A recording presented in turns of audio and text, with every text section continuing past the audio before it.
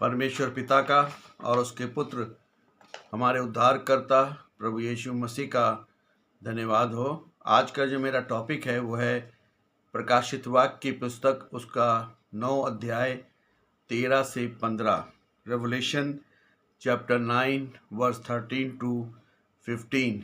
और ये प्रकाशित वाक्य की श्रृंखला का वीडियो नंबर 47 है। और यहाँ पे परमेश्वर के वचन में इस प्रकार से लिखा हुआ है, तब छठवें स्वर्गदूत ने तुरही फूंकी, तब मैंने सोने की वेदी जो परमेश्वर के सम्मुख है उसके 4 सींगों में से एक शब्द सुना। वे छठवें स्वर्गदूत से जिसके पास तुरही थी कह रहा था, उन 4 स्वर्गदूतों को जो फरात महानदी के निकट बंधे हैं खोल दें। वे 4 स्वर्गदूत जो इसी घड़ी दिन, महीने और वर्ष के लिए रखे गए थे, मुक्त कर दिए गए कि वे मानव जाति की 1/3 को मार डाले। ये छठे तुरही या दूसरे संकट की शुरुआत को दर्शाता है। सोने की बेदी के सींग, हॉर्न ऑफ गोल्डन ऑल्टर। पुराने नियम के अनुसार बेदी के 4 सींग परमेश्वर की शक्ति, न्याय और शरण का प्रतीक है। जब कोई अपराधी बेदी के सींगों को पकड़ लेता था तो उसे दया मिलती थी।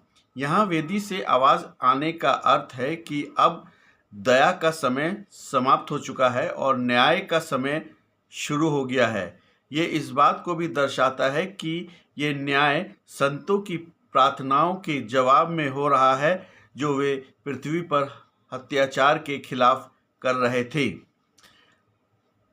दूसरा है फरात नदी के पास बंधे 4 स्वर्गदूत।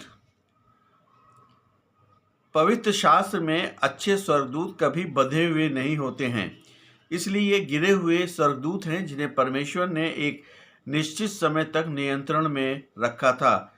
बुराई अपनी मर्जी से काम नहीं कर सकती। शैतानी ताकतें भी परमेश्वर की संप्रभुता के अधीन हैं। वे तभी तक बंधी हैं जब तक परमेश्वर उन्हें अनुमति नहीं देता है। निश्चित समय, घंटा, दिन, महीना, वर्ष। परमेश्वर की योजना में सब कुछ पहले से तय था। इतिहास में कोई घटना दुर्घटना नहीं है। न्याय का एक सटीक समय, प्रिसाइज टाइमिंग निर्धारित है, और जब वह समय आएगा तो उसे टाला नहीं जा सकता है। मनुष्यों को 1/3 मारा जाना ये भयानक न्याय की तीव्रता को दिखाता है। हालांकि ध्यान देने योग्य बात यह है कि पूर्ण विनाश नहीं है बल्कि 1/3 है। परमेश्वर न्याय में भी दया रखता है ताकि बचे हुए लोग अभी भी मन फिराएं और परमेश्वर की ओर लौट आएं। फरात नदी का महत्व। इतिहास में फरात नदी इज़राइल और रोमन साम्राज्य की पूर्वी सीमा में थी। इसके पार अशूर, बेबीलोन और फारस जैसे क्रूर साम्राज्य थे। हमले का मार्ग। इतिहास गवाह है कि जब भी इस्राएल पर कोई बड़ा संकट या विदेशी हमला हुआ, जैसे बेबीलोन द्वारा यरूशलेम का विनाश, तो हमलावर सेनाएं फरात नदी को पार करके ही आती थीं।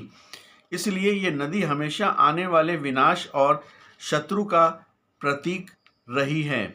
कई चर्च इतिहासकारों जैसे जोसेफ मीड और एडवर्ड गिब्बन के संदर्भों के साथ ने इस भविष्यवाणी और इसकी भविष्यवाणी की जो वास्तविकता है उसकी घटनाओं से जोड़ा है।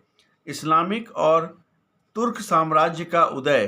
कुछ विद्वान इन्हें 4 स्वर्गदूतों को फरात नदी के क्षेत्रों में उठने वाले 4 प्रमुख मुस्लिम तुर्क सल्तनतों, ओटोमैन और टर्किश ट्राइब्स के रूप में भी देखते हैं, जिन्होंने 15वीं शताब्दी के पूर्व में रोमन साम्राज्य और बाइजेंटाइन एम्पायर और कुस्तुनतुनिया कॉन्स्टेंटाइनपल का पतन किया था।